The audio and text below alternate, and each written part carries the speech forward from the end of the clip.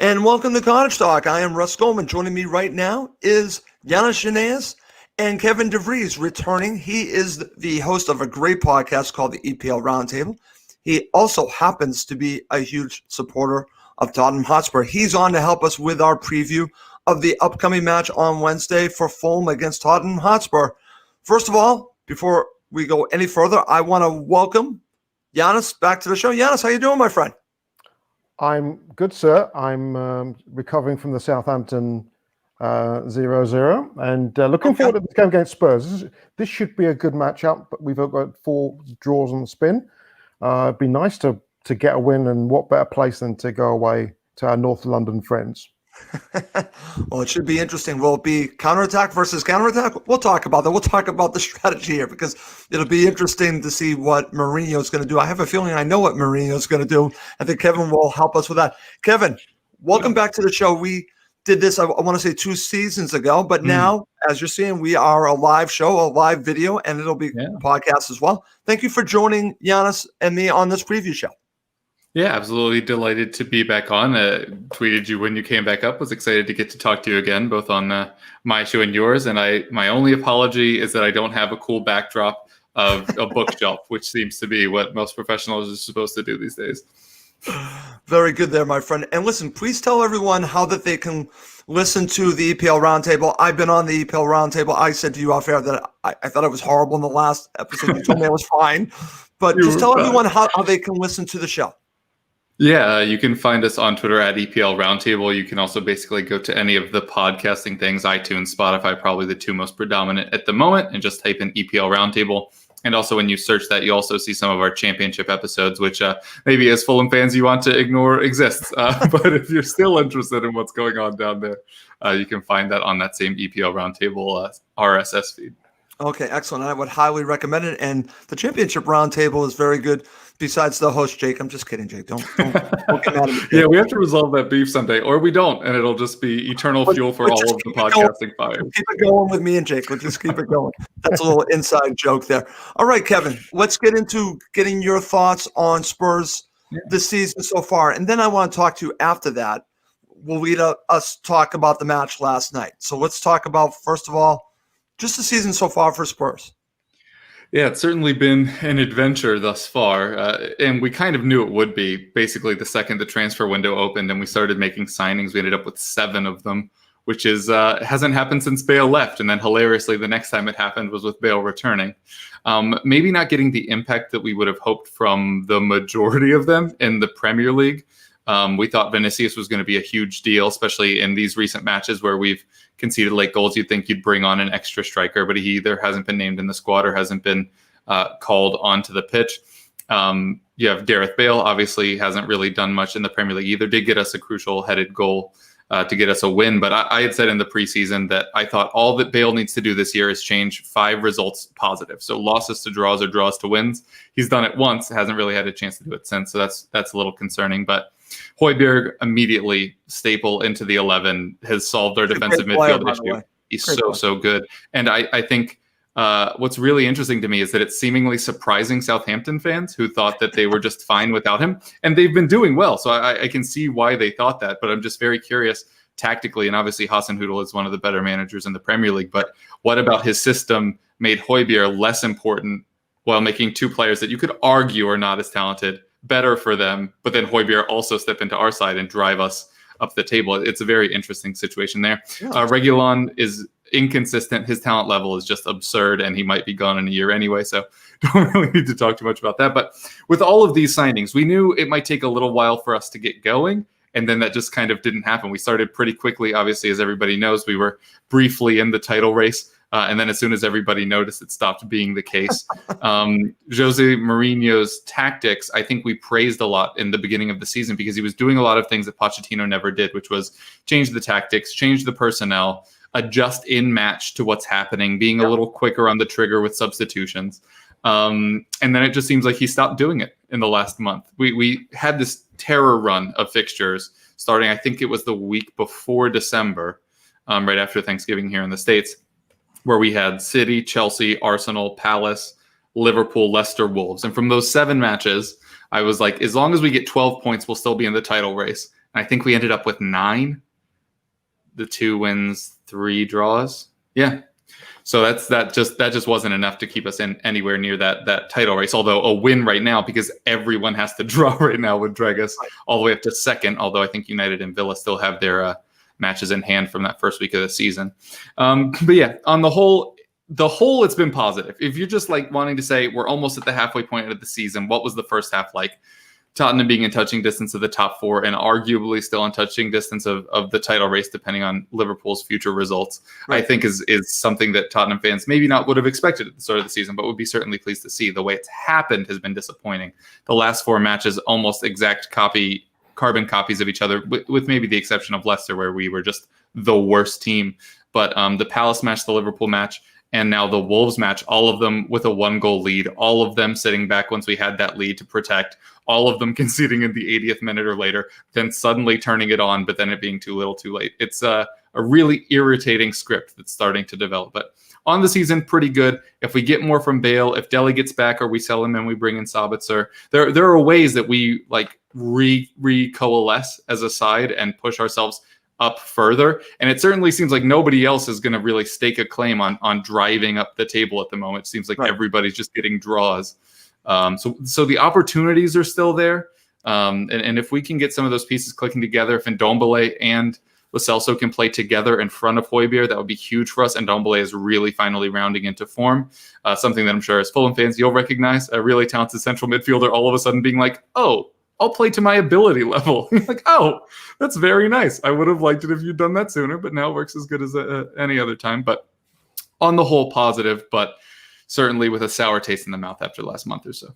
Okay, very good. And right back to you, because I want to ask you this, because it's something that we talk about even with Fulham, killing off matches. What seems to be happening when you go up 1-0? Is it coming from Mourinho or is it the players or a combination of both? Well, it's hilarious because if you look at the track record, it's obviously Mourinho.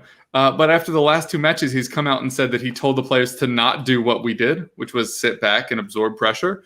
But Tottenham historically don't sit back and absorb pressure. Mourinho always does. And Mourinho's like, it's not me, it's them. And you're like, I don't know how much I buy that. But yeah, it's certainly the case that we keep withdrawing into our shell.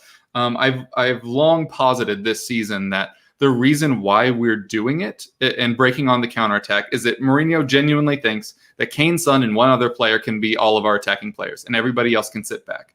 And in this era where everybody's trying to do this high gegenpressing stuff that you're seeing it at Liverpool and in City, you're also seeing correlating injuries because playing at that high intensity all of the time is going to lead to soft tissue injuries. So I think Mourinho's thought is if you're thinking all of the time and you're repositioning all of the time within a limited space of the pitch, they're going to decrease the amount of injuries while also congesting everything for the attacking team. So it's kind of like a 2-for-1, right? But with VAR, with our susceptibility from set pieces, with our likeliness of conceding free kicks around the penalty area, it's why we keep conceding on all of these set pieces. As we withdraw, they can push forward. They either get to play in space and we let them run, we step up to them and likely commit a foul or worse if it's in the box, or we try to block everything, which we're like top 5 in blocks in the Premier League this season, which is not usually something you see from a side in the top 5, top 6.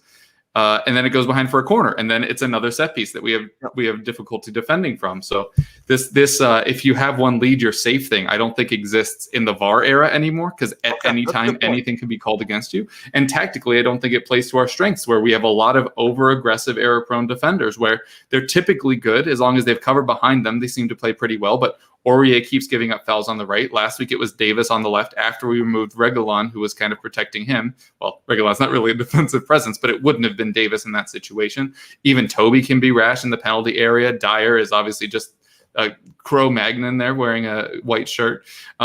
So, yeah, I don't think the tactics are working for us at the moment. Whether that's a mentality thing, a personnel thing, that could all be debated, but it certainly isn't working. And if we're going to continue to praise Mourinho as a tactical mastermind in the game, he probably needs to do some shifts to try to get the best out of our side and to prevent the same situation from happening, which I mentioned, 3 of the last 4 results, almost the exact same way. Very interesting stuff. I'm glad that you brought up having just that 1-goal lead. And again, Fulham have dealt with this as well when you let VAR and the officials be a part of the match. If you score more than 1 goal, get a bigger lead, then that becomes a moot point. And something that we've talked about. Giannis, over to you. I want to get your thoughts on Spurs and also what Kevin has shared. And feel free to ask Kevin a question about Spurs if you'd like. Well, I laughed at what Kevin said, and he was right. The comments made by Mourinho in the last couple of games blaming the players, I thought that was really rich. The problem is it's a culture that Mourinho has built up about parking the bus. So they've taken the lead, and Ndombele scored a nice early goal, and Wolves really don't have right now, with Jimenez injured, obviously Traore hasn't scored since 1750. You've got really a lack of firepower up front. Nobody knows where they're going to score. That 17-year-old that they spent like 40 million on. Oh, good God. It's horrendous. She's got to Torquay United. Incredible diving from him yesterday, it must be said. Was shocked that those weren't penalties, by the way. Yes, I mean, we should audition him for the Olympics at 9 meters springboard. No. But they just, if I'm a player and I go back in the changing room and then afterwards and I read that, well, I'm going to blame the players because I told them to attack, I'd be like, piss off. This is the culture you created in this particular club. Don't turn around. If the players have been programmed that if they get an early lead or get a lead to whatever you go part of the bus, whatever it is, you can't now turn around to them and say, well, it's their fault because I told them to attack. I can understand if you've made a coaching point to a player and they've not followed direction, but when the whole team doesn't do it, right? Are you telling me that every single player is not listening, or is it you telling me that you didn't say a word, or are you maybe telling us that they've tuned you out? Whichever way you do, you don't blame the players collectively like that in the media. I agree with Giannis on that. I mean, I thought there was a little bit of a low ball. I mean, and it's Tottenham. Tottenham really they're a Jekyll and Hyde side. I mean, they on their day they're absolutely brilliant. Son and Kane are as good as a partnership, attacking partnership than anywhere in the world, I think. But you look at the spat between Ndombele and Mourinho way back when, and then Aurier gives out the penalty last weekend, which was just shocking. And that's the one where you come and go, you moron, what are you doing? Well, Davis on the other side, but no, he's got this thing about selective. I'm going to pick on. It was Trippier, it was Danny Rose, it's Ndombele. It's just and yet you got Aurier who. Yeah. I mean, in the Amazon documentary, literally the first thing Mourinho said to Aurier at the club was that he terrifies him. Yeah, because in the era of VAR, like he could cover the entire flank for an entire match, negate their attacking player the entire time while also providing creativity for us, and then give it all away with a penalty in like the 86th minute for no reason. Yeah, equal things can happen. Brain farts. A question I wanted to ask you though, and I watched the game yesterday, and I watched the game against Stoke in the Carabao Boo Moo, whatever it is, and talking of which, they're picking on Dele Alli. Now, I was critical of Dele Alli in that game because I've seen more dives at a swimming pool, but nonetheless, he blamed him for the lead up of the goal, the equalising goal, and again, I thought that was a bad example. He's going to target Ali. Ali's clearly lost his confidence. But I want to go back to Gareth Bale. As a Tottenham supporter, has this been a worthwhile loan, or has this really not worked out? I mean, it's fairly early days, but in terms of where they're paying him a lot of money, and he's injured again, right? He's done his calf again or something like that. He's always carrying something. He's an old and quick twitchy athlete. It's just going to be a thing. As guys that follow American sports, I'm sure you know the type, the Deshaun Jackson mold of if you move that fast all the time, you're always going to tweak a hamstring or a calf or something. Has it been worthwhile? I think there was an attempt with the signing of both him and Alex Morgan within 5 days of one another, by the way, to try to elevate the profile of the club. And this is not a new thing. This has been happening since Poch, to the new stadium, to Mourinho, to the signing of those two. I think the idea is that for a long time we have been part of the Big Six because of where we finished in the table, but aren't really considered, part of the Premier League royalty, if you will, partially because we haven't won the trophies, but also financially we've been sixth in that six basically the whole time. And I think All of these are kind of steps to try to raise the profile so that we can either decrease that gap or actually be on level footing with the others. But Liverpool and Manchester United have been dynasties for decades. We're not going to catch up to that kind of fan base or spending power built the traditional way. We aren't going to catch up to the fast spending that City and Chelsea can do because of ownership. So then it's really just us and Arsenal. But even they have had obviously way more success in the Premier League era than we have. Right. So I think we're trying to make up ground that arguably can't be made up. I think if you looked at like a breakdown of the amount of new fans coming to the Premier League, I bet we're way higher than that 6th out of 6. But I think traditionally that's kind of where we're locked. Specifically onto how Bale's been playing, though. He's been playing in the Europa League. He's been playing in the cup matches. He can score goals. I genuinely, if I had my druthers, he just wouldn't be classified as a winger anymore. If we're just not going to play Vinicius in those matches or bring him on as a substitute for some reason, Bale should be the supplement to Kane or playing up front with him. He can still head the ball. He can still score close to the goal. He can still score from distance. He's had a couple of free kicks that were absolutely just thunder smacked the way that he did against, was it Lille or Lyon in the Europa League before he left us? I don't remember. And he scored those 2 free kicks in the same goal, or in the same game rather. So I still think he can contribute. I still think he can hit that 5 games where he changes results from losses to draws or draws to wins. He just has to get the minutes. I think the issue is that Lucas is so rampant everywhere, for better or worse. Just his feet move faster than his brain can think, that he can cause the kind of chaos both in attack and defense to kind of supplement a Mourinho side. Bergwijn, still young, still trying to impress, pacey, will also help cover that entire left flank when that's where he plays. Gareth Bale is going to play basically from the halfway line to about the penalty area, not even really past it. Like, that's about all he's got. And then he's going to cut in on his left, especially if we're playing him on the right. So he's very tactically limited. I think that a good Mourinho change now would just say that instead of it being Kane and Son up front, it's Kane, Son, and Bale. And all 3 of them only ever attack and everybody else defends. That feels very Mourinho-y. And I don't know why we haven't seen that yet. I think that's how we get the best out of Bale. Thus far, it has not been a success. Granted. I still think there's a way for us to turn it around. And I still think he has the talent to turn it around. We just can't ask him to do the I'm a 23-year-old and I'll cover an entire flank thing anymore because he's over 30. And that's just not his game. To what he can offer you. Get it in spurts is what you're basically saying. Yep. Play to his strengths at this point of his career. Yeah, and why we don't use him as a sub more often blows my mind. How many times why not, right? We've been in the 75th minute or later and wound up still getting 3 or 4 more set pieces when he's the only person in our entire squad that's semi-capable of taking them? It just seems like a real missed opportunity. And yeah, when he was signed, somebody asked me if I thought he was now going to be the superstar at Tottenham. And I was like, no, he's battling for third between Kane and Son.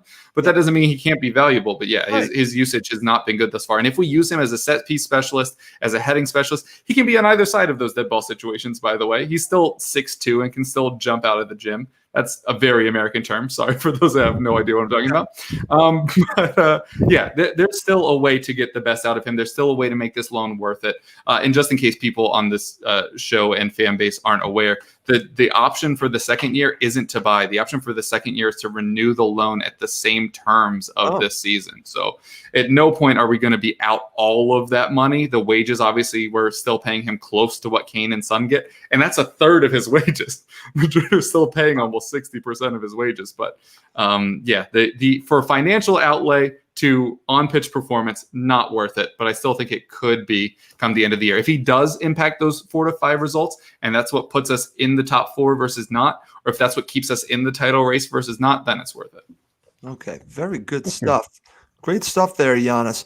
All right, let's switch. You know, it's funny. I was going to ask you about the last match, but we kind of touched on it a little bit. So I'm going to go here first, and I'm going to actually share a comment from a friend of mine, Giannis, who happens to be a Patriots fan, but he watches all of our shows. Okay, I'm going to mention that. And he happens to be a Liverpool supporter. So this is for you, Kevin. What is Kevin's opinion on Spurs hiring Jose Mourinho to start off? And then we're going to talk about Mourinho. Hated it. Like the username, though, because I just watched all of The Mandalorian and it was super fuego. I really, really hated the Mourinho hiring, both because he's been a villain for us for so long. Obviously at Chelsea twice, then at United while we were both challenging for top 4 at that time. Won a Europa League and Davinson Sanchez defended well enough that it tricked us into spending all the money on him instead of De Ligt, because our scouting department is colorblind, which societally is good, but scouting-wise, maybe not so much. Yeah, Mourinho is the antithesis of everything Tottenham, both good and bad. Obviously, the That's style why I was doesn't. surprised by I was surprised by the decision. Yeah, well, okay. Let's zoom out for 1 second and realize that he had turned down Daniel Levy twice before, and I think this was absolutely that like high school girl that you almost dated, and then you meet each other at 35, both after a tough divorce, and you're like, we'll give it a shot. I think that's really funny analogy. I like that. Yeah. So, but yeah, I hated it. He's defensive. He's pragmatic. He's stubborn. He gets under the skin of both the fan base, of opposing fan bases, of the media. He's the classic anti-hero. He's your Vegeta or your Zuko, for those like things more on the animated show side. But it just was awkward. I mean, Jose Mourinho was genuinely like the father of our footballing family. Sorry, Mauricio Pochettino was. Okay, I was like, oh, no. Pochettino was. And so his leaving, while inevitable and needed at that time, hurt a lot. And for it to be Mourinho taking his place had some real "you're not my real dad" vibes, I think, both within the squad and as a fan base. And it started well that first month or so. Dele Alli was the star man, by the way, in that first month. Had scored that incredible overhead goal against Manchester United. We scored like 5 against Burnley. The first 2 matches, I think, were West Ham, and I forget the other one, but both of them were like 3-2, 4-2, something like that. So he was like, I have the flair. We can do all that. But we kept conceding like goals. And he was like, well, we're not going to do that anymore, because he's an idiot and doesn't know what Tottenham Hotspur's history is like. So he's developed the squad now. He's had his 2 transfer windows, Bergwijn in January. He needed a striker in January, but the idea with signing Bergwijn was, okay, now Son's up front, and now we finally have somebody that can replace Son when he has to do that or when he's hurt, which doesn't happen often, knock on wood. But then he's had the summer, brought in all of those players. A lot of them haven't made a huge impact, as I said before. So now this is his team. And as Giannis was mentioning earlier, the tactics are his too. He has set us up defensively. He can ask us to play in an attacking way, but the setup is defensive. So trying to switch just because we've conceded a late goal is difficult. We've largely done it.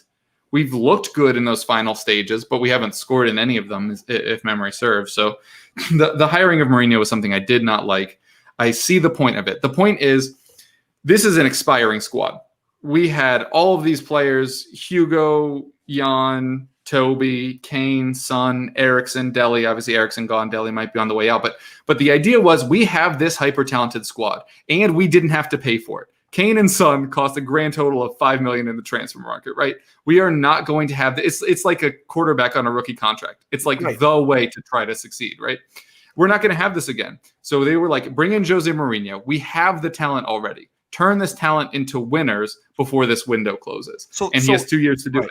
Right. And we know Mourinho's history. It's a small window. It's a few years. Yep. So I can see the reasoning behind it. But again, when I heard this, when I saw this, I'm like, this is the antithesis of what Spurs are. And I think that's probably Still, when we win, we tolerate it. And when we don't win, we're like, what's the point of playing like this if we're going to lose anyway? We're used to losing. We're still Tottenham Hotspur. We can deal with losing. An exciting 4-3 loss, we'll live with that. A boring 2-1 or 1-0 that we lose, or a 1-1 draw that was a win 5 minutes from full time, is just something that's very, very hard to accept as a Tottenham fan. And you'll see it after every match that we lose like this. All of a sudden, Twitter just blows up because it's a tenuous acceptance of him as our manager. And anytime it doesn't go right, people get real mad real fast. Well, Kevin, I just want to mention this. I was I guess you could say, I recorded something for Last Word on Spurs, and I listened back to their episode today. And I got to tell you, I would say 80% of it was about Mourinho. It was all about Mourinho. It was all about, and I could hear the feelings of Mourinho, which I found fascinating. And this was a draw, and it was mostly, it seemed to me, about Mourinho, the style of play. That's why I wanted to bring this to you, because that was a big part of what I was listening to. Giannis, what are your thoughts about Mourinho and Spurs and their style of play and what Kevin's been talking about? Well, we're just little old Fulham of the Cottage, right? So we've got enough on our plate. I mean, the way we can never afford. I mean, our biggest high profile manager in the last 15 years was Roy Hodgson, Yeah. and we know how he did with us, but we don't have the resources. We have rich owners, which is one thing. We do have very rich owners, and we're building a new stand, which is going to look pretty good, but we don't have the nuance or the power, the ability to draw people like Mourinho or Pochettino or Pep or Klopp or whoever. So we really have to do everything from the ground up. It's sort of funny when I look at Mourinho, I hear the same criticisms of Bruce at Newcastle. That he doesn't know what he's doing. Let me think. But Frank Lampard can do whatever the hell he wants. If I watched their game against Villa today, and if I needed a cure, for sleeping, honestly, watch these buggers. I mean, just awful. And there's a lot, and it's like, be careful what you wish for. Like, for example, the Slaven Bilic at West Brom. Right. But poor start to the season. I understand they get Sam Allardyce in the first half yesterday against Liverpool was as poor a first half as you will ever see on a football field. I mean, there's parking buses and there's parking 53-foot tractor trailers. But guess what? But and West Brom was, it's terrible. But you didn't complain when you got the point against Liverpool. You've gone up to Anfield and got a point. So it becomes, well, do you want the results? Do you want the style? The thing Well, that's a good point, Giannis. Yeah, is it about when we talk about this with Fulham supporters, Kevin? I'm glad that Giannis is bringing this up. Is it about the result or is it about being entertained? Is it about the style of play? That's why I wanted to bring this up. Yeah, well, I'll say Pochettino had a great quote for this when he kept being criticized for having never won anything yet, which was, there are 4 trophies, if you're a Premier League club, that you can win in a season. There are 4 days that you can hit glory level. There are over 300 days on the footballing calendar. So is it more important to be excited by your team, believe in what they're doing, like the manager, like the players for 300 days or 296, or be able to lift a trophy on one of the 4? And it's a defense made by somebody that hasn't won anything as a player or as a manager, granted. Right. But I think that one of the reasons why Tottenham fans fell so hard for Pochettino was that I think we largely agree with that. It's about the feeling that you get when you're watching, the feeling that you have throughout the week. Oh, wasn't that 4-0 like we did every time against Stoke? Brilliant. The way Dele and Eriksen interplayed in the final third and Kane was just lethal. Like, that's the exciting thing. Currently, the only thing that Tottenham have like that is the counterattack. And whether or not it brings trophies, it's not what we're used to. It's not what we like. The winning trophies, I think, for a club like Tottenham is basically required at this point, since it's been since 2009, since anything's happened. So I do think that both as a fan base and Daniel Levy in particular, we're like, now's the time to sacrifice. Okay. Win something. We'll get back to style of play and the ethos of Tottenham Hotspur and our history later. Now you just got to win. Now it's about winning, right? Now it's about winning. But I'd say on the most part, for me, style and flair and, the mercurial players that used to drift in and out of Tottenham that led to the kind of huge up and down results, I think is part of the excitement and the joy of the club. Doing the same thing every week and it working, and doing the same thing every week and it not working, I think is a lot less exciting or palatable as a fan. Okay, and this is completely opposite. So we're going to the extreme opposite for you. And that's what's fascinating for me watching Spurs and watching the match. Again, I was going to talk a little bit about, I'll just mention briefly, the last match, it just did not seem like the Spurs I know. And that's what was interesting about it. And that's why I'm glad we're talking about it, because it is completely different.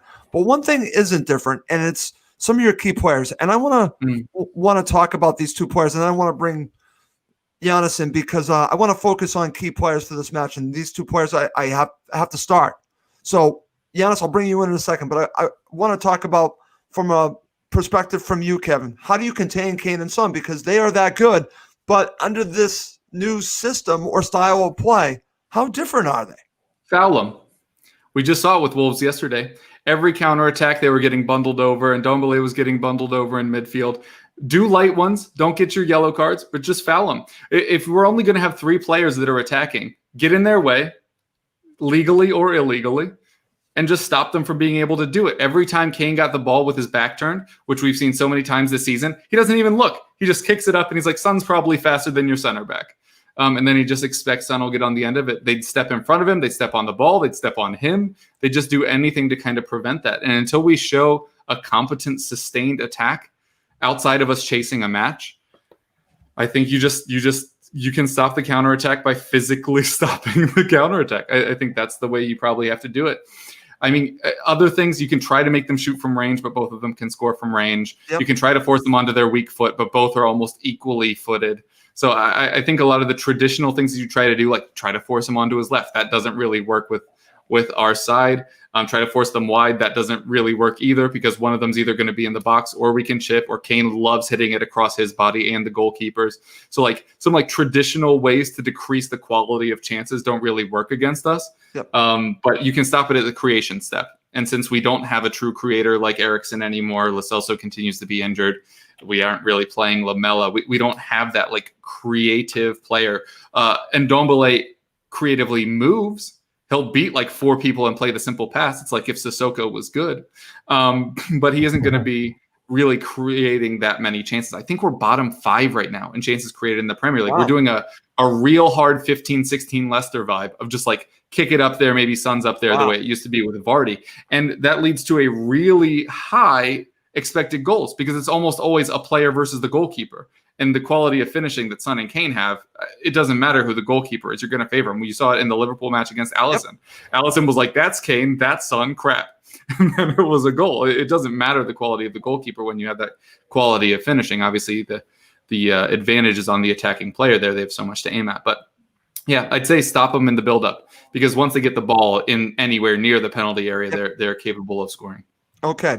Giannis, your thoughts on what Kevin just shared about trying to contain Kane and Son, which are 2 very dangerous players. He has some very interesting thoughts on that, and then we'll get deeper into this match. I've run out of superlatives for Harry Kane. I think he's our best passer and our best finisher. It's a bit of a problem. He's a magnificent player. He's world class, and he's so much fun to watch, and he's so hard working, and he's so savvy. And I've thought for 2-3 years he shouldn't be at Tottenham. I think he's a bigger club player. But he's like, I love the fact that the loyalty is there, and he could. We're seeing the similar vibes coming from Villa Park with Jack Grealish, because Jack Grealish is teams are knocking on the door and they want to spend money. Yeah, they really want to spend money, but these are Villa supporters. He can leave. How do you stop these 2 buggers? I think Scotty's approach to the game almost has to be, we've got to forget about them, in the sense that we've got to do what we do best. We had the game against Leicester City early in the season. Yes. You've got Tielemans and you've got Vardy, you've got Maddison that can pull the strings, and try as best you can to play counter-attacking football, but keep the shape right. And I look back, when I look back to the Villa loss at home, we were 3-0. And if Tottenham had played us then, it might have been a cricket score. Yeah, but, I agree with that, yes. But we're a very different side. We're a very different side now. Yes. And Son and Kane are, Starsky and Hutch, Tom and Jerry. Yep. And a lot of fun to watch. We just have to be careful in terms of where we give away free kicks. Their channel runs are magnificent, and you've really got to. That's where the fullbacks are going to have a lot of work to do. Particularly, I think Aina's going to have to keep an eye on where Son, nips in and out. And Ndombele as well. I mean, I agree with Kevin. I think it's got to be. We can't have any Stefan Johansson.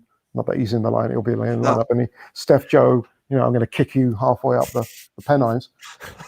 But we have to be smart in terms of the things we do. Anguissa is going to have a big role to play in this game. I totally agree. Anguissa and Ndombele is definitely the matchup to watch in this match. Yeah, because Anguissa right now is playing. I don't know what Anguissa. I don't know what he's eating right now. I don't know what pills he's taking. Or what he had stopped eating in between coming to Fulham.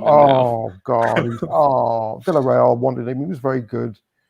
I've got a few Spanish friends. He was very, very good last year. Is this the same? Yep. And it's funny because we spent big money on Anguissa and big money on Seri. Yeah. And Seri has been beyond train wreck off a cliff. Yeah. Whereas Anguissa has just flourished. And he makes everybody in the team better. Yeah. His presence. He's like a big man monster in the middle of the park with a frothy looking beard saying, "Look at me, I'll do what I want," and just feed off my energy. So It's going to be really interesting to see how Mourinho is going to look at this, because on paper, he's thinking, we win, we go second. And Mourinho will say all the right things. He'll say, there'll be a tough side, they're well organized, they've made improvements, da-da-da. But until you play against even some of the teams at the bottom, Sheffield United are not mugs. Burnley will work their socks off. West Brom have Allardyce, so anything's possible. You've got us, but Brighton are a nice team. No games come easy. So this will be a very interesting match for the purists and for both sets of supporters. And we've lost our last, I think, Ralph Leach put up our last 13 Premier League London derbies. So we're overdue a point. Yeah. It's about time we got something. Anything. I'd honestly rather you didn't, but yeah, mathematically. Of course, Kevin. Of course. Good stuff. All right, coming up next, I'm going to go back to Kevin, get his thoughts on Fulham, and then we're really going to go a little bit deeper into this match, and we'll end with our predictions for the match. Okay, Kevin, back to you. Give me your thoughts just quickly on Fulham, and then we'll really break down this match between the three of us.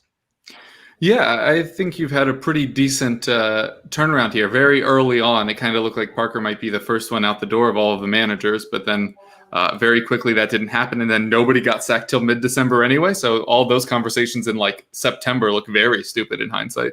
But you had mentioned on the first show that we did before the season started that we were going to see a different Fulham coming up this time, and I think there could be some parallels to Mourinho and that kind of play style of having to play pragmatically and less attractively. Past matches, Tottenham versus Fulham has been thrilling for all of the good and bad reasons. And I do not think we're going to see that this week. No. But who can concede -1 goals? Well, I think it's going to be, like you said, it's going to be very cagey. I think it's going to be, because I think both teams want to counterattack. Yeah, and they're going to get in each other's way in a lot of spaces, kind of similar to when you see two teams trying to play 4-3-3 at each other and everybody just like stops moving. For Fulham in general, I think things have gone really well. I was surprised at how little, in my opinion, that you improved the first team over the summer. I like the Anthony Robinson signing. Obviously, keeping Anguissa is something that we had talked about in the summer as well, about whether or not that would happen. And obviously that went well. But I thought there was a lot of reliance on players that had already been there, including bringing Reed back. And I don't think I thought it was going to work, to be honest with you. And I think it is getting there for sure. I think, as we talked about on the show that you just came on, I think it's a shame that none of these draws have been wins. I think you've been, the better side for stretches of all of them and could have capitalized and made them wins. As a Tottenham fan, I'd be more comfortable, to be frank with you, if one of those had been a win, because then you look at the point tallies and you're like, oh, we got that win. Like this, this can be a loss and it not really damage our placement in the table. But sure. I mean, right now, if you use the high water mark of like the traditional, are there three worse teams than Fulham? In terms of will they be safe? I think there are three worse teams than Fulham. I think there are three worse managers than Scott Parker. I think there are three worse squads than Fulham's. So that's probably the most debatable of the three. But I think that you'll be fine in a unsexy way. And I think before we would have expected more. We would have expected, put everything on Mitro, see if he can score 10 to 15 goals to keep you up. It's just not the way you're playing right now. Mitrovic is top 10 in touches in the box, but only has 2 goals. That's just not what's going on. And obviously I've seen some of the headed misses. You kind of just get that when you pay the price of admission on Mitrovic. But the fact that it's Reed that's leading you in goals, I think is really interesting. I really liked him. Was he at Cardiff that year they were up? Bobby Decadova Reed is playing right wing back. He's playing right wing back. Think about it. And he's still been really impressive. A little disappointed that Onuma hasn't featured. Don't know if that's an injury thing or a form thing or a shape thing. It's an injury. An injury. Obviously, as a Spurs fan, would like to see him doing well. I'm sure you guys are always thinking about it, but Sessegnon doing very well in Germany right now as we continue to. I wasn't going to bring him up. I said to myself, I'm not going to bring up Ryan Sessegnon to you. Did you know that you didn't think Tottenham was the best fit for him? I don't know if you ever mentioned that, but I'm not going. I'm not going down that. Okay, we won't do it. We won't do it. But obviously, the other side. We can do a show. The three of us about Ryan Sessegnon, and it'll really upset me. So I'm not going down that rabbit hole. All right, let's not then. But on the whole, I think you've done. He knows. I think you've done really well. And if Onama is out because of injury and you have him to come back, I always look at those, who are the players that are missing out, because if you aren't able to sustain this current run of form with the players you have, getting a player back can kind of make up for any potential future drop-off. I'd assume that the goals from Mitrovic are coming, not to that 10 to 15 extent, but 6 to 8, continuing to be a hold-up man that can lay the ball off to those around him. That still has value, especially for a side like you and the way that you're currently playing. So I'm sure a lot of people are looking at Mitrovic and being like, wow, he's terrible now. What happened? But I don't think they're recognizing what else he's doing on the pitch. Not to invite what I'm sure is a cursed comparison, but it's actually a lot about how I felt about Bobby Soldado when he was at Tottenham, where people were like, oh, he can't score goals in open play. And you're like, he also is leading us in chances created, setting up everything for everyone around him. Mitrovic not as creative as Soldado was, but still has a similar impact in terms of he'll draw everything to him and then open up space for people around him. I think he'll be fine come the end of the year. I have a soft spot for Fulham. I've been to Craven Cottage, and I think he'll be just fine come the end of the year. And obviously love Scotty Parker. This is why I knew I had to get you back on the show. This is and I said this to Giannis. I said, you're going to enjoy having Kevin on the show, and I've been proven right. Okay. We got a little bit over 15 minutes, so we're going to do a little rapid fire here. And Kevin, I'm going to go right back to you. Let's spend a few minutes on each topic here. Key players for Spurs against Fulham, and then I'll go to Giannis with the reverse for Fulham. Who are your key players in this matchup?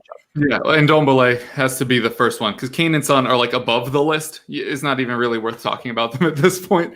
It's really all about Ndombele, and it has to be, because he was pulled off again at the weekend. As soon as we pulled him off, we conceded again. Another trend in all of those matches where we pull off him. West Ham, Palace, Wolves at the weekend. All of these are matches that we were winning comfortably. We took off Ndombele, and all of a sudden we were way under pressure, because the way the ball just sticks to him and the way he can move throughout the midfield and just evade challenges and tackles is huge to us breaking pressing teams. I know Fulham aren't as committed to that high press as a lot of other sides, but he can be so crucial for us. And again, the point of resting him in a match that we ended up losing was so that he'd be available again 2 days later, because he's still trying to work on his fitness, which is a little embarrassing for a footballer come December. But considering where he was last year, still big strides that he can play an hour now. But he has to make a big impact, because we just lost 2 points because of needing him for this one. Defensively, I'm very curious to see what we do. I doubt we do the back three again that we did last week. Davinson Sanchez and Harry Winks were part of the team that lost those 3 goals to West Ham, that ended up with that being a draw. They hadn't played in the Premier League again till this week. Right. And then they were part of another thrown away lead in a draw. So I don't think you'll see either of them anytime soon. Okay. So that kind of brings Toby back into frame, and you'd expect him to have a really big match. He was rested in that match against Wolves as well. So I'd really say them. And then obviously in an attacking sense, who's the third person? It's been Bergwijn, it's been Lucas, it's been Lamela, it's been Bale. It hasn't been Lamela for a while because of injury. And can they do anything? Bergwijn has been underrated this season thus far. Obviously, the 2 misses against Liverpool, the big highlights, but he has covered a lot of issues in this team. He has creativity, he has pace, he can finish, he can set up assists, he can defend in that winger tracking back way, but in his own way. So what's that third person going to do? And it needs to start being goals, because Ndombele is now only the 4th goal scorer for Tottenham this season, behind Kane and Son. So if that third person can get a goal, we probably win. If they don't, then things get way more negotiable as to what the result and performance could look like. And I think if you're a Fulham fan, you have to hope that we score early, honestly. Because then we'll retract and we'll stop attacking, as we've done this whole time. I mean, always the case that this is the week that breaks the trend. But given what's happened lately, if I was Fulham, I might just be like, yeah, there you go. Let them score in the 5th minute, and then maybe you'll get a chance. No. I don't want to see that. I'll be honest with you. Giannis, we've seen that movie. We don't want to see that movie. We want to see. You don't want to go rope-a-dope early. We definitely don't want to see that movie. Giannis, over to you. Let's flip it. Key players for Fulham against Spurs. Do we start with Anguissa, or do you go someplace else? Who has to really shine for Fulham to get a result? Dare I say a victory against Spurs, which would be a shocking victory. But how do Fulham get a result? Who has to play well? Well, firstly, I'd like to propose a player trade between the 2 clubs, because I think it's a good relationship. Okay. So I'd like to propose we get Kane and Son for the rest of the season. Mm-hmm. And we'll give you Alfie Mawson Ooh, interesting. and Anthony Knockhart. I'm all right. I'm going to be And honest. and we'll throw in a hamburger as well. Just so there's 3 for 2 kind of thing. Yeah. Okay. Oh God. 3 key players. Anguissa, number 1, because Anguissa right now is playing absolute lights out, and he'll be up for this, I know. Number 2 actually will be Anderson, because Anderson's going to need to do a good job of marshalling the back 4 to track the runs of Son and Kane. I think that's going to be critical. Crucial that you got him back after that challenge. Absolutely. Yeah, that was huge for us. The third one will surprise a few, but it's actually Mitra, because I think I believe Mitra will play. You do, yeah. I do, and I really think that he will fancy his chances against Alderweireld or Eric Dyer. I think less against Dyer, but definitely against Toby. When we had Toby and Jan, the big strikers are the ones they always struggle with. Joe Ellington scored like 2 Premier League goals, and one of them was against us. Yeah, and Joe Ellington is oh Lord, Joe Ellington is like going to the supermarket and buying a pack of cookies, and they're 10 years overdue. 10 years fail. It's not happening for him. Not anytime soon. It's going to be a very good game. The one big thing for us, is the return of Mario Lemina. And Lemina that's huge. I'm glad that you mentioned that. To me would be a key player, because I expect him. Does he immediately step into the 11 for you guys? Oh, I think so. Yes, he does. Yeah, he does. He was magnificent against Newcastle. He ran the show, and because he's a loanee from Southampton. I think with Reed in there, nothing against Harrison Reed. I think that Mario Lemina would have done a better job than Harrison Reed. Yeah, we never took advantage of the fact that, Romeo. I was saying to Russ before the pre-game against the Saints that Romeo is not recognizable as a player from 12 months ago. I mean, he's become such a. I mean, they lost Højbjerg obviously to you guys, but you look at what Romeo has done, and the addition of Walcott and Walker Peters, and just the steadiness of Vestergaard and Bednarek at the back. Romeo really is the glue. And I thought against Southampton, we didn't really exploit that loss, because to me that was a big loss. I agree with you. We really didn't, we needed to. I think with Lemina playing in the middle with Anguissa, it's going to be interesting, because you've got contrasting styles, and something that Tottenham fans will sort of know, because he was a coach at their academy before under 18 before he came to Cottage's manager, Parker Scotty, is that he, as we've now found out, he's an extremely intelligent manager, very thought out, very deliberate. And Matt Wells comes from Tottenham too, so keep that in mind too. Yeah, I mean, I think I was so gung ho about when we appointed him, and Scotty through and through. I think he's done a superb job. This is going to be a very good match to gauge really where we are. The growth right now. Yeah, it's because we've got Burnley Saturday. And then we've got the QP Ha-Has coming up in the cup. But this will be a big match in terms of it's a litmus test at the moment in terms of. Yeah, I agree with that, Giannis. I agree with that. Okay, let's go on. Back to you, Kevin. Let's get to it. I'm being very terrible at this quick topic thing. What? Is that I'm being very terrible at this hot take, quick fire stuff. Oh, it's okay. I used to be a long form journalist, and it shows. Now Spurs win this match. I think I already said it. It's what does the third attacker do? Yep. Because Kane or Son is probably going to score. Just odds are, if there are people listening that are betting fans, the odds are probably terrible on it, but you can probably count on Kane and Son scoring. So who's that third player, and do they score a goal? If we score 2, I don't think that you score 2 or 3 to get the draw or the win. So, and it's been the exact same thing the last 4 matches now. Well, I guess Leicester.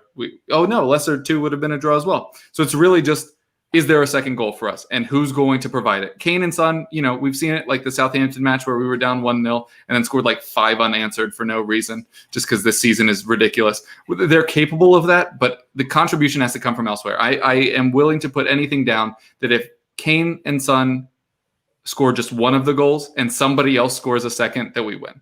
Okay. If Kane scores 2, if Son scores 2, maybe it's debatable. But if a different player is able to contribute, and they contribute, because obviously this Wolves match, and Ndombele, but then nothing from Kane and Son. If Kane and Son score 1 and somebody else scores 1, I think we win. Okay, very good. All right. Giannis, over to you. How does Fulham win this match? Before I go to you, I'm going to share this because Kevin brought up, well, it might not be too bad if we score first. No, Kevin. Fulham have to score first. And if Fulham do score first, they are extremely difficult to beat. To break down. You might get a result, but to beat them, the history's on our side, Giannis. So I know it's simplistic to say score first, but especially in this match, score first. And, again, I think Fulham can actually get a result if they get the first goal. But in your mind, tactically, how does Fulham win this match? Well, look at the results. Arsenal, we conceded first 10, Palace first 10, Villa first 10, City first 10. I think what we try and do is we go first 10, 15 minutes and not concede. I think it's one of those games where Mourinho looks at it and says, okay, goodness, the media will do this well. It's, Tottenham are playing lowly Fulham, bottom of the table Fulham. So Mourinho will look at this and go, well, this should be a fairly straightforward 3 points. Keep our shape and not deviate from that. We cannot do what Arsenal did. What Arsenal did, I thought, was, and where Arteta could have been fired after that game, really, for the way he naively set his team up to think that they weren't going to get smashed on the break in the first half, and they were. And by that time, halftime, it's over. You're not beating Spurs. The 2-0 up, it's done. That's it. Done. Because we'll concede the one maybe, but not two. Maybe the one, but not the two. And I thought Arsenal's setup was so naive, it was comical. We won't be set up like that. And Scotty will say, look, that first 10, 15 minutes, we've got to give it time. They're going to ask questions of us, but we've got to get them to revert to plan B. What does that look like? And we've got to look at how are we going to utilize the fullbacks in terms of trying to stretch the field.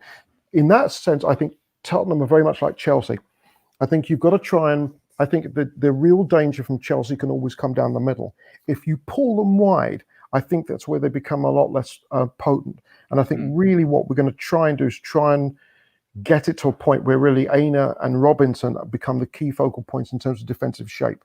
Okay. And if we can do that, I think we stand a chance. But again, we're going to have to be very disciplined because they are the sort of side that they can hit you. Just like that. I totally agree. I've seen it too many times. Yeah. And, just like again, this has to be a mistake-free match. And that's difficult to do because, as Kevin has already talked about, how crazy good they are on the break, and it could really just cause damage. And I think Anderson's going to keep going back to what you guys were talking about before, what you mentioned, Giannis. So I hear what you're saying. Okay. Kevin, back over to you. Give me your starting 11 and then your prediction, and then I'll go to Giannis. Ooh, starting 11. Oh, I didn't think about this or who played last week. Okay, we'll try. I should have given you prep time on that. You're fine. Do we roll out Doherty again? No. Okay. Lloris, Aurier, Toby, Dyer, Reguilon, because he was taken off early, so he has the legs. Højbjerg, Sissoko, and Ndombele, which is a pretty defensive midfield three, but I don't think Lo Celso is going to be back fit yet, and Dele Alli must have killed Mourinho's mother or something.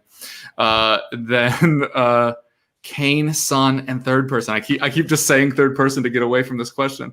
It could be Winks and be a diamond with Kane and Son up top, or it'll be one of the wingers, Bergwijn, Lamela, Lucas, Bale. My guess, if he's fit and doesn't have COVID, because I have suspicions that all of the London Brazilian players hung out together the same way Sandro used to with the old Chelsea contingent. I do not think it's surprising that Gabriel, Willian, and David Luiz all the same week that Vinicius and Lucas missed out on the Tottenham squad. I would not be surprised if there was some sort of Brazilian Christmas thing in North London and now all of them got COVID, because 3 of them have it confirmed, just none of the ones on the Tottenham side. So and the players, just like in the NFL, have to condone to their information being put out there that they're the ones that have it.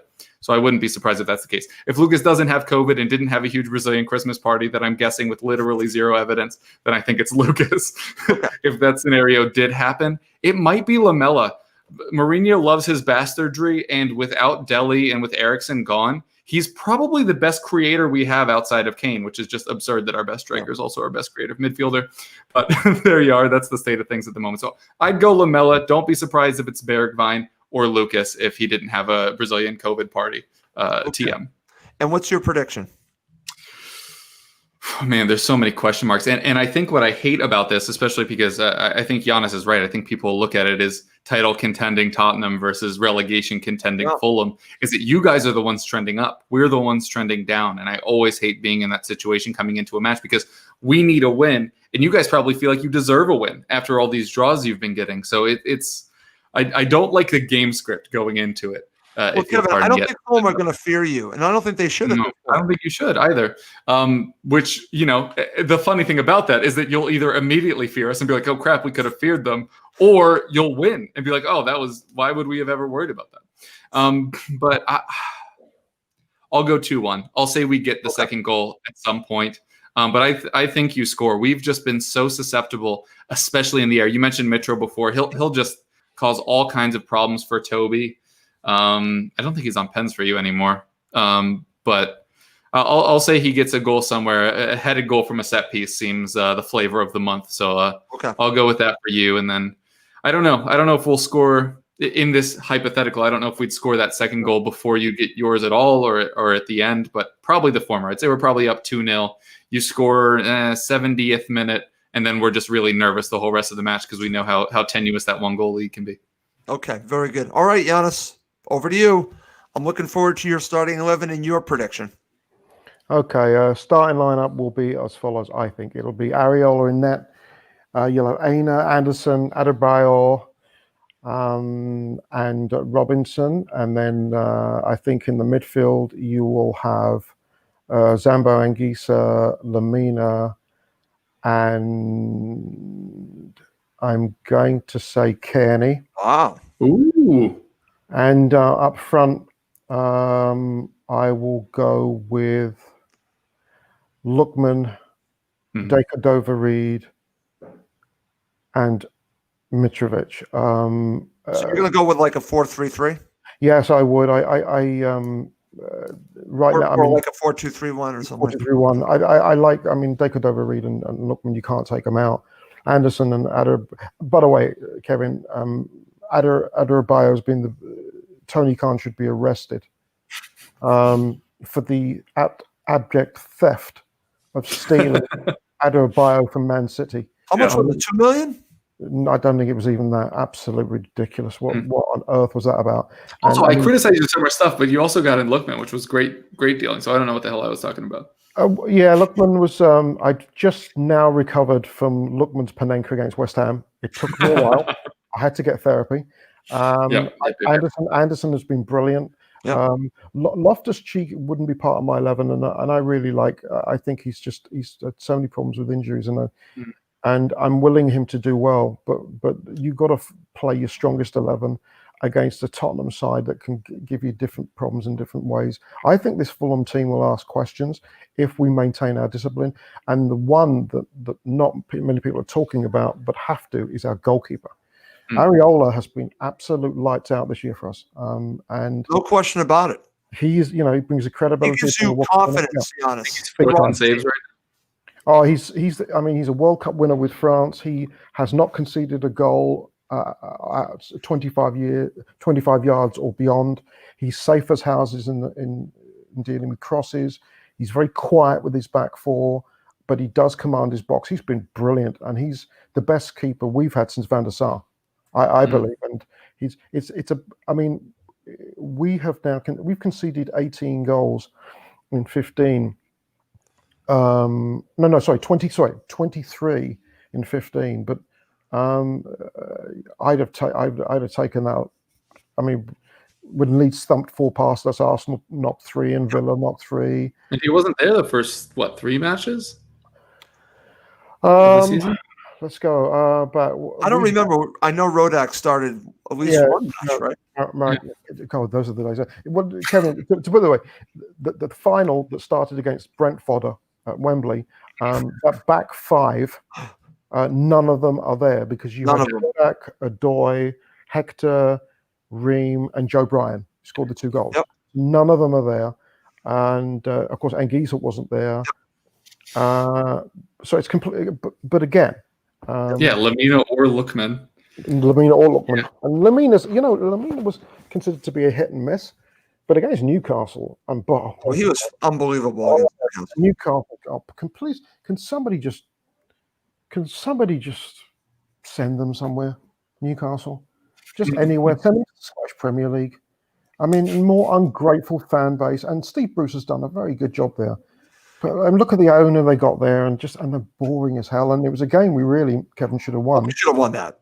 We really should have won that game. But this will be a good game, and Tottenham have quality, so I'm looking forward. It'll be a good contest for sure. I'm going to predict. Okay. I'm predicting, unbelievably, another draw. Oh, going for 1-1. And neither fan base wants that. Fifth of the row, yeah, and I've been fairly not off the. Okay, what's your prediction? Please tell me not 0-0. I think it's a 0-0. Oh, I think it's a 0-0. We're gonna cancel them out. I think defensively we're gonna do a good job, and I'm hoping that Aurier plays for them, because if Aurier plays for them, we might get a penalty. But then again, if we get a penalty, who bloody will take it?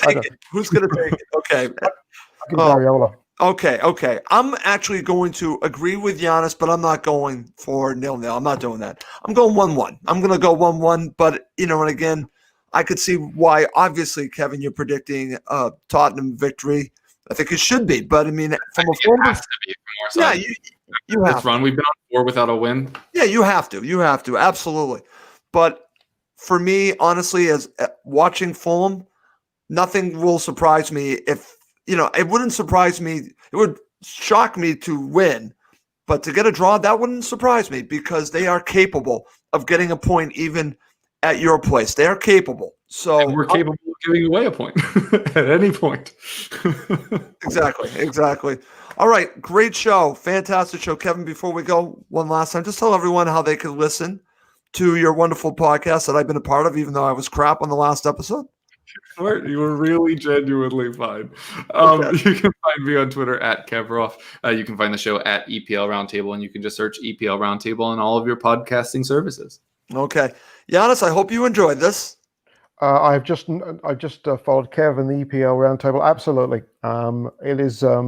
It's good to meet. It's refreshing to meet fans of other teams who are as critical of their teams as we can be of ours, and it is important. We can be very critical. Yeah, we can.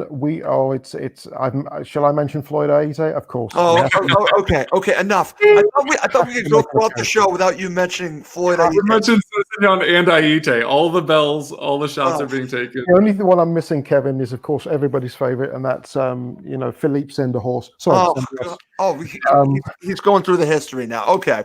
All right. Well, that just tells me we need to wrap up this show. For my special guests, Kevin DeVries and Giannis Shinez, I'm Russ Goldman. Thank you as always for watching and listening to Cottage Talk.